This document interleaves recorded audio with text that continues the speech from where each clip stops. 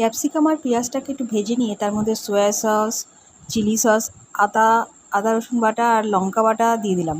একে সব উপকরণ দিয়ে ভালো করে নেড়ে চেড়ে নিলাম। সব উপকরণ দিয়ে দিয়েছি। হ্যাঁ, টমেটো সসটা দেওয়া বাকি আছে, আর স্বাদ মতন নুন। বসিয়ে পড়ে গেল টমেটো সস।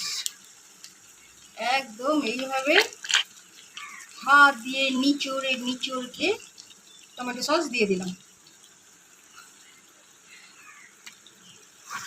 রান্না করতে তো তোমাদের সাথে গল্প করতে ভীষণ ভালো লাগে। ব্যাস, ভালো করে নাড়াচাড়া একটু কষিয়ে উঠলে এর মধ্যে পড়ে যাবে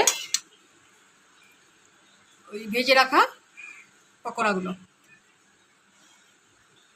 চলো দেখা যাক, পকোড়া দিয়ে দিই।